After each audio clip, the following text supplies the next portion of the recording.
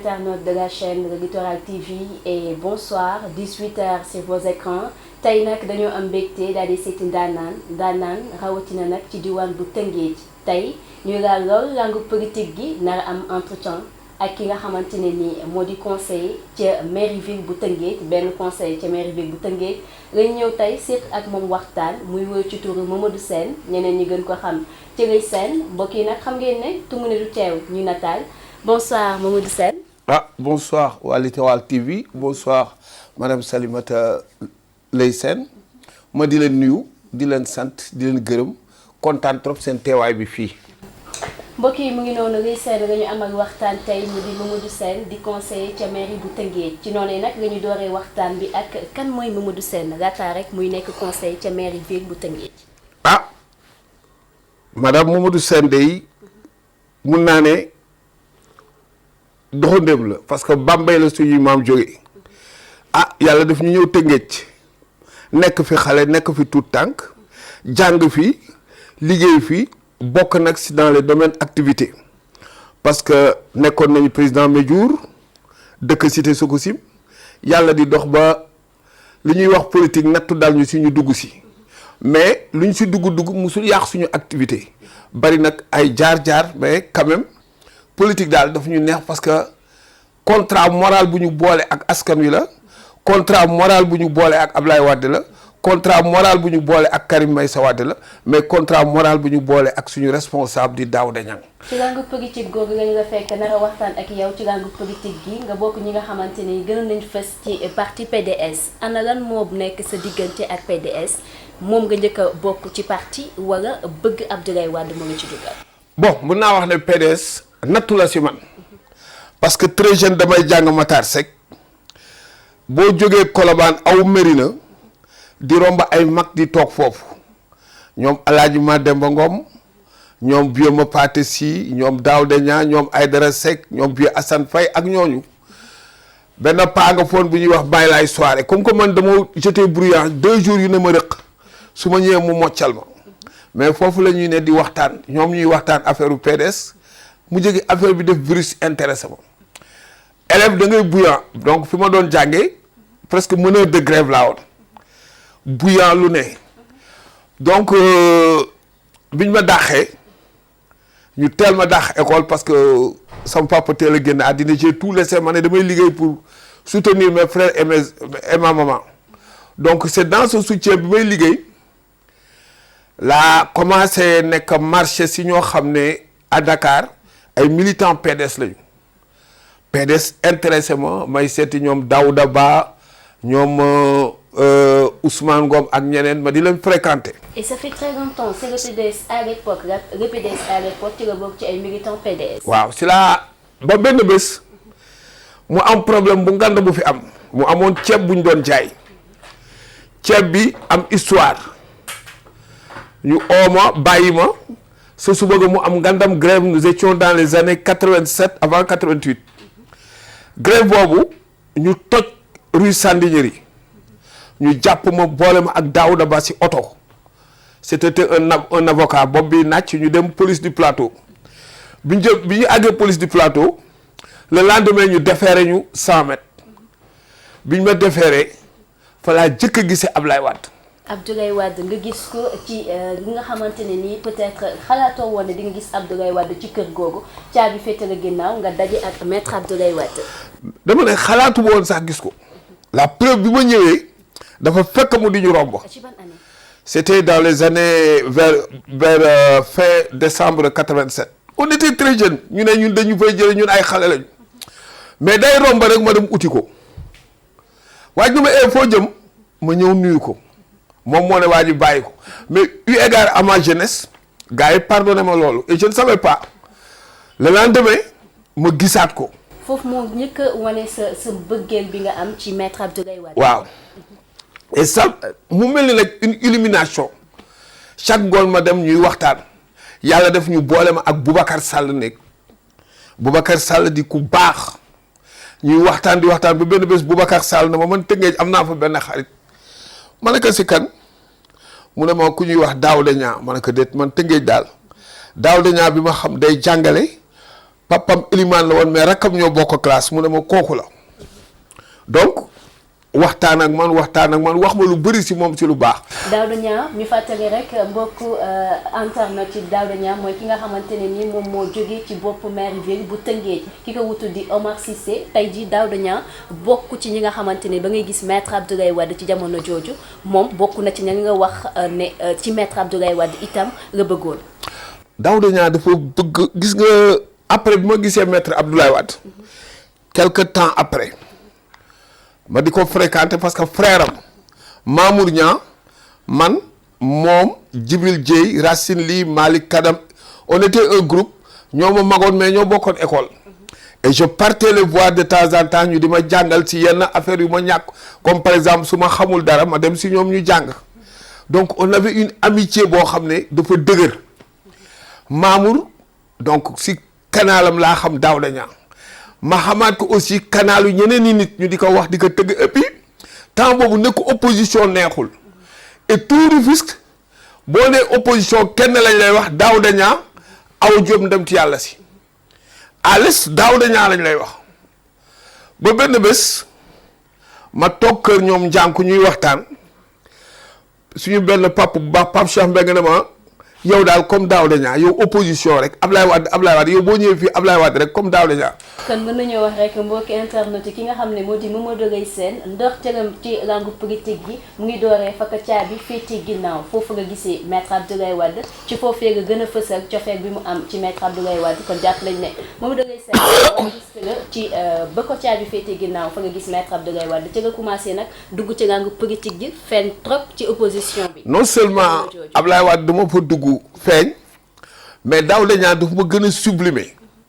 daf ma gën a yokk ay qualité parce que benn bés dañuy waxtaan mu ne ma politique boo siy dugg da ngay am looy jël d'abord fexeel ba bul ore te nit ki bu ko bëgg ngir jëmmam da nga koy bëgg ndax li mu yor ak capacité lan la mën a réaliser mu ne ma Ablaye Wade dimension intellectuelle am capacité bi ma wóor ne am na ko pour changer le Sénégal moo tax ma bëgg ko mais bu doon leneen duma ko kii ma jël bréviaire wu Daouda Niang boobu man aussi naan ko def ko bréviaire ne Ablaye Wade nii laa ko bëggee loolu wàcce rajeir ba si doomam yàlla def doomam nekk mon ami Karim Meïssa Wade nekk mon ami nekk sama lépp on discutait on échangeait dafa ma daan tooñ dañuy rey nit ñi dañu naa kii man lu ma ko wax muy rey donc yàlla def nga taseeg papa yàlla defaat nga taseeg doom sant yàlla war na si te kenn du la gis jëppi la Karim Wade c'est une autre personne ma nettali benn anecdote benn bés dañu toog doom yi ñëw di ko seet si ñetti doomam man am naa doom bu ñuy wax Mouhamed ñëw tamit di ma seet si ma ne ko mais Karim ça ne te gêne pas de voir tes enfants venir te voir mu ne ma toi qu'est-ce que tu dis est-ce que toi ça ne te gêne pas de voir Mouhamed venir te voir moi mon père m'a amené ici ma maman m'a amené ici voir mon père mes enfants doivent savoir que je suis politique j'ai décidé de travailler pour mon pays et quel que soit j'aurai des obstacles ils doivent savoir affronter ces obstacles me trouver ici et me voir. tey jii bëgg ki nga xam ne moo di maître Abdoulaye Wade dem ba indi sa collaboration ak ki nga xamante ne moo di doomam di Karim Meïssa Wade nga bëgg itam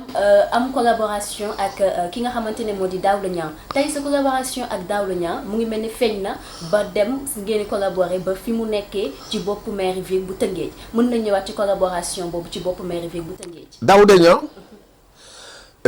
ma wax la dara la mairie a une vocation sociale le maire une fonction éminemment politique Daouda Niang est le plus grand le meilleur maire que Rufisque n'a jamais eu pourquoi dafa jël la fonction politique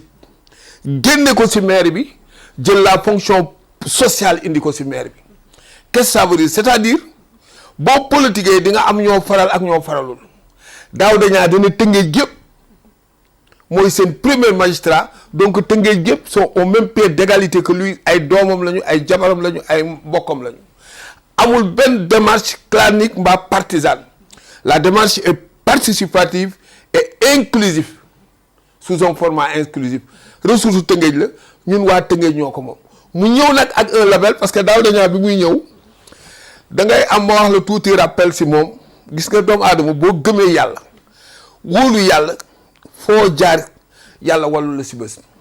Daouda Niang kenn jiitu ko si parti bi. ci ay jamono yaa ngi doon def ay meeting jamono boobu Daouda Niang nga doon jàppale wala maître Abdoulaye Wade en question. bi may meeting yaa ngi gis bu ma daan meeting man Abdoulaye Wade laa gëmoon mais lu may def moom Daouda Niang naa ko si boole parce que Daouda Niang socle la icône la parce que bu lay wax si politique du la wax yow sa intérêt da lay wax li xam ne ëllëg ak si biir kenn du la jam tey yow. kenn du ne sa papa dafa transhumé kenn du ne kii Daouda Niang da lay wax loo xam ne yow boo ko téye fidélité loyauté da nga koy am ëllëg. bàyyi la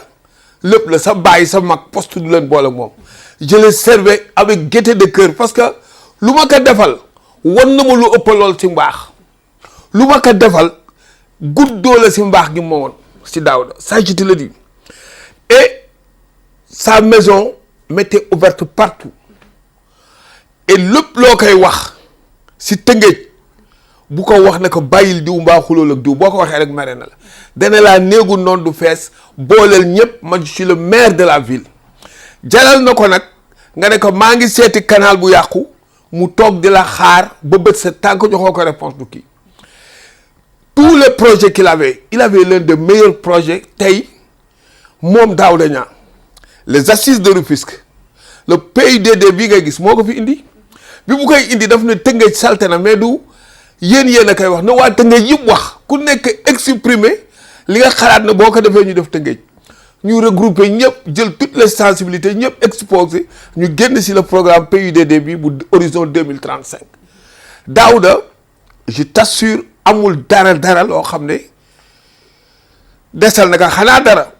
gor la le respect de la parole donnée nee na woon bañ koy fal en 2014 daf ne leen woon benn mandat lay def moom moo ne leen woon benn mandat lay def les gens n'avaient pas cru tax biñ koy fal benn conseil la ñëw waa Tëngéej yëpp pour faire partir Mamaya waa coalition Wallu Tëngéej naka yow mu ne leen benn mandat lay def keroog coalition bi ñaari nit ñoo voté wul Alioune Mar l'actuel maire de Rufisque Ouest ak Abigué Diagne ñoo votelul coalition Wallu Tëngéej ñi si des ñëpp ñoom la ñu wateel mu gagné ne leen benn maire laay def rassembler tout le monde ne leen je ne suis pas venu pour des punitions punitives demuma fi pour partisane seetuma ku far PDS ak ku farul PDS yéen waa PDS damay ut permanence defal leen bu ngeen di réunion ngeen réunion foofu fii liggéey moo ñu boole lépp lu am li contrat day def appel d'offre aide tabaski day bind taf lépp day am mu ne waa Tëngéej ko moom alalu waa Tëngéej la. amis internautes Mamadou Sène la ñu nekkal mu nekk militant bu PDS am cofeel ci PDS ba tax na mu yàgg lëngoo ak ki nga xamante ni moo fi nekkoon maire de la ville di Daouda Niang bokk ci coalition ci parti bu PDS mu doon lëngoo ak moom nag nekku ci woon koo xamante ne ci maire yi ba dafa nekkoon conseil ci jamono jooju mais doon na liggéey ak Daouda Niang ci interne parce que cofeel bu mu am ci PDS conduire na ko ci Daouda Niang tey nag mu bokk ci conseil yi ci maire ville bu Tëngéej ana tey lan ngay wax askanu Tëngéej nga bokk ci conseil yi bokk ci ñi nga xamante ne ñoo leen teewal foofu ca maire ville bu Tëngéej. li ma bëgg a wax foofu mooy waa Tëngéej nañu am confiance ci l'actuel maire xam nga lu tax parce que ñëwu fi indil ñu ay projet chimère dafa ñëw ne lii laa fi fekk li ma fi fekk naa ko réaliser li yeggul naa ko yeggali ñu door a wax leneen en 2016 gis nga désencombrement bii ñuy def moom moo ko jiite woon ak Papa Ndaw Fall ak Daouda Niang ak El Hadj Amadou Ndoye moom docteur Omar Cissé ñu toj pavé tali yi les politiciens les frustrés ñi xam ne gagné woon nañ leen en 2014 ñu mer comploter pour gars yi saboter avec le préfet en plus am na yeneen politiciens yoo xam ne dañ doon ñëw li ñuy wax ci suba ak li ñuy wax ci guddi ça fait deux Daouda Niang xeex na affaire bi day dem mais mu jóge manipulation bi ak le lobby des commerçants ak les politiciens frustrés pousser le préfet à stopper ak Macky Sall parce que Macky Sall Daouda Niang est de l'opposition na ko Daouda Niang ne ko man su ma transhumé xanaa damay xaru xanaa transhumé mooy ñu jàmm bal. tey jii nga yàgg fës ci rangu politique gi tey nga nekk conseiller ci mairie ville bu Tëngéej est-ce que tamit poste conseiller bi nekk loo xamante ne ndorteel la rek ci sa ambition politique ci diwaan bu Tëngéej. non tu sais man je n'ai jamais aspiré à un poste parce que man je veux être libre dama am nu ma mel je suis révolté et rebelle. Peut-être lii dama ne c'est dans le destin parce que aussi Tëngéej m'intéresse Tëngéej mu dem si kanam daf ma intéressé avec la coalition Wallu ak ku ko mënti yor que équipe bu ma mënti nekk ne Tëngéej changer radicalement parce que li am Tëngéej munumaa toxu munumaa dem fen guddi Tëngéej xanaa ma guddee ñu yóbbu ma Touba te su ma demee Touba du ma ñëwaat baax yaa mooy ñu denc ma donc guddi Tëngéej fi ñuy bëgg nañ ko defar pour ñun mais pour d'autres générations yoo xam ne ñu ngi ñëw yow boo posé sa pierre boo demee keneen ku ñëw posé bu yàggee Tëngéej nekk te gis nga Daouda Niang a ouvert la voie ndax bi mu ñëwee wane ne comment rétablir les ressources teg fi ay projet désencombrement bi nee naa la moo ko commencé pavé tali tey bi ko Omar Cissé génne tu as vu c'est tellement facile or en 2016 bu gars yi accepté woon consommé ko ngoon tey lii duñ fi dal ngoon Omar Cissé ça sera sur haute étape Omar Cissé aussi vraiment il est crédible il est efficace parce que mënoon na fi ne naa lii laay def mbaa kees yi toj la kii dafa jël lii dafa ñëw jublu si liggéey bi nañ désencombré commencé na désencombré jardin public Daouda Niang ko fi defoon pour 200 millions avec la coopération de Dakhla dégg nga démb nee na dina ko reprendre école de beaux-arts nee na chantier bi dina jóg avec le PACASEN jëndoon nañu benn hydrocureur fexe na ba confirmer commande bi ba fay ko ba oto bi ñëw na. tey Mamadou Sène nga nekk militant ci PDS ana tey lan mooy sa gis-gis ci li nga xamante ne mooy collaboration bi am ci coalition Yewwi Askan Wi bi nga xam ne Omar Cissé moom nga bokk ak coalition Wallu Sénégal ci parti départemental ci législative. dama ne la kooku c'est une alliance stratégique innovante. vous pensez. loolu mooy daaneel Macky Sall. Macky Sall loolu mooy troisième mandat du am tu sais pourquoi le peuple sénégalais. Dans son ensemble, dans sa globalité, avait toujours souhaité Ablaye Wade ak Sonko ñu ànd peuple bi moo ko ànd parce que opposition bi dans sa forte majorité c'est le PDS moo ëpp opposant moo ëpp tradition opposant moo gën a xam opposition parce que PDS on l'a créé le 31 juillet 1974 donc 26 ans d'opposition c'est pas 2 jours. Et dans l'administration. Voilà, dans l'administration, est-ce que tey ji coalition boobu yow da nga jàpp ne collaboration boobu am ci ñaari coalition yi coalition Wallu Sénégal mu ëpp poids ci administration bi. c'est deux dama ne bu ñu emul ñoo em parce que la coalition Yewwi Askan Wi force moom la dafa infiltrer administration bi mais au plan jeune. Voilà. La coalition Wallu infiltrer administration bi au plan mature mooy mag ñi les 50 ans les à 5 ans de la retraite ñii di door a ñëw ak xale yoo xam ne ñu ngi door a am 5 ans de service donc jonction ñaari force yooyu il faut mu am des effets positifs pour libérer le peuple et ça Macky Sall le sait avec son ministre de l'intérieur moo tax ñuy jël di teg ay galgal yoo xam ne du jeex parce que Ablaye Wade a toujours dit il faut que l'administration soit équidistante du processus électoral mooy lan que le ministre de l'intérieur soit un ministre de l'intérieur neutre un soldat ou quelqu'un koo xam ne doo am benn esprit partisan doo am leneen looy xalaat mais tu ne peux pas être fonctionnaire tu es procureur spécial de la CREI agent judiciaire de l'État on te bombarde ministre de l'intérieur da nga dëkk ak ay nit ay naw la ñu di la jooy mais il faut nga am tuuti métamorphose am clan partisan ki la teg ministre. ci xam-xam bi nga xam ci PDS ak itam ñi nga xamante ne jot nga fa liggéey ak ñoom ci jamono ji nag opposant ci Sénégal dëgër lool tey bu ñu doon wax ak yow ci avenir u PDS ana lan nga leen di xalaatal encore ki nga xamante ni dafa bëgg parti PDS. PDS c'est une famille amul dara gis nga le PDS ñun depuis 2000 on a eu un candidat c'est Karim Meïssa Wade il a été victime de complot dañ ko comploter. Parce qu'on n'a jamais vu une accusation boo xam ne da nga ko établir si il paraîtrait que ba pare ne la toi l'accusé à toi d'amener les preuves de ton accusation ñu tëj ko tu l'accuses de tout nga tëj ko mu génn koo xam ne da daan toog naa bés bu ma yàlla jëlee fii ba ma dem Touba ba ma dem Tivaouane ba ma dem Ndiassane ba ma dem Yoff ba ma dem Jàmmalaay ba ma dem Thiénaba ba ma dem Kaolack ba ma dem fu ne dem jàngu ba fu ne ma dugg fa saafunteeg ñooñu baalu leen ak nga génn ko alxames 22h30 avant 1h du matin nga yóbbu ko Doha boobu ba léegi nga ne du ñëw koo keñ deful dara da nga ko ragal. ci jafe-jafe yooyu ci Karim Meïssa Wade est-ce que jàppoo ne PDS war nañoo mën a yëkkati beneen candidat. non pourquoi bu ñu yëkkatee candidat dañuy affaiblir suñ bopp on a un candidat moom demul dañ ko fi jëlee donc ki ko fi jëlee moo ko indi xam nga ñun lu ñu dese on va se mobiliser se battre pour son retour imminent se mobiliser se battre pour l'amener au palais parce que c'est le seul cadeau boobu la ñu mën a jox Ablaye Wade. Ablaye Wade tout ce qu'il a fait au Sénégal tout ce qu'il a fait parce que Macky Sall gannaaw yàlla ak yonent bu déggee directeur c'est Ablaye Wade directeur général de société c'est Ablaye Wade bu déggee ministre conseiller c'est Ablaye Wade bu déggee ministre de l'énergie c'est Ablaye Wade bu déggee ministre de l'intérieur c'est Ablaye Wade bu déggee premier ministre c'est Ablaye Wade bu déggee président de l'Assemblée nationale c'est Ablaye Wade bu déggee président de la République Ablaye Wade la doon jonganteel gagné ko donc bu dul loolu waroon na bu xooloon si loolu au lieu mu di ko tudde stade waroon nag di ko wax nag indil sa doom mu ñëw 96 ans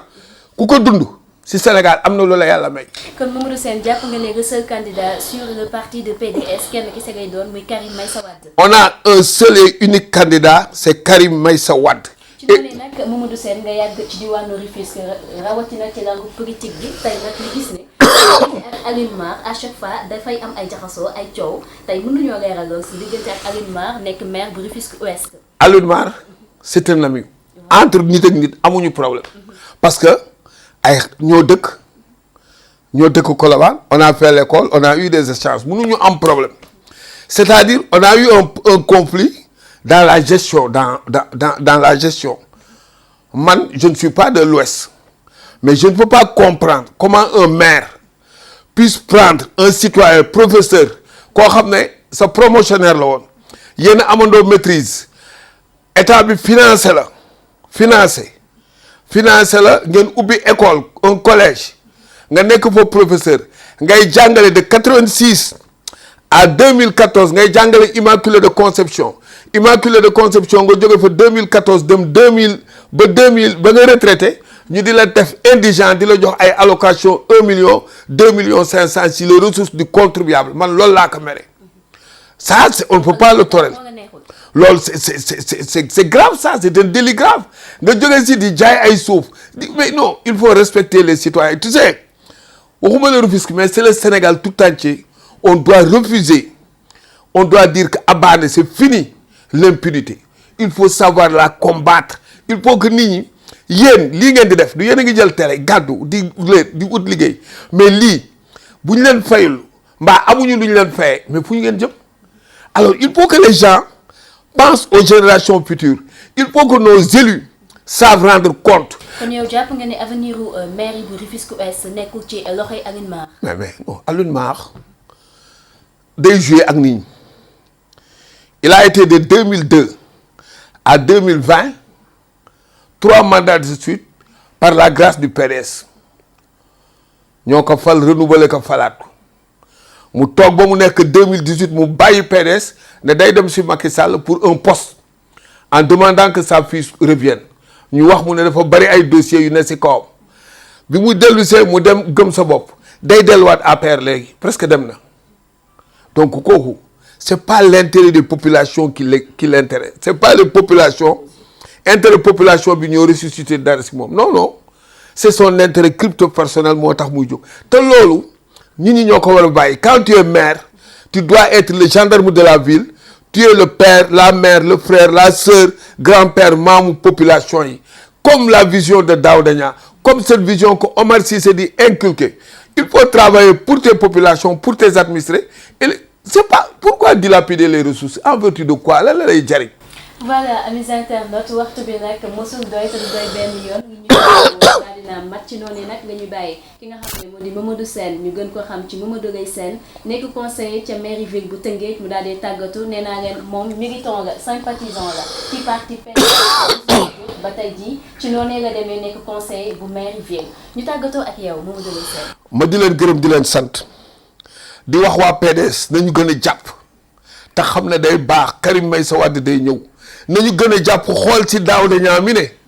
poste ñoru ko te bu ko kenn wax poste moom Ablaye Wade la bëgg la confiance que Ablaye Wade mën na wëlbati Sénégal Karim Meïssa Wade mën na wëlbati Sénégal looloo tax moom mu bëgg a PDS topp PDS te bëggul poste donc ñun nañu roy ci ñooñu di wax waa Tëngéej aussi nañu am confiance ci le maire parce que li muy wax digguñu ay chimère daf ne li ma fi fekk dinaa ko régler boo ñëwee kër fekk fi dara boolaa toog régler li nga fi fekk te mu ngi koy régler nañ ko may chance 100 jours sur 1800 jours des na 1700 jours parce que 65 ans c'est 60 mois 60 mois c'est 1800 jours ku si def 100 des na 1700 1700 lu ne xaj na fi li mu def si en 100 jours il peut réaliser 5 fois plus en 1700 jours donc nañu am confiance boobu gëm ko doylu ka te def na une innovation il a sorti le récépissé de son du dépôt de son patrimoine à l'OFNAC. di leen sant bu baax nag di leen gërëm. Merci à nos internautes, c'était tout avec Mamadou Leye Sène saa su ne nii rek lay demee avec l'équipe de Choc, la chaîne Littoral TV à vos services, à très bientôt.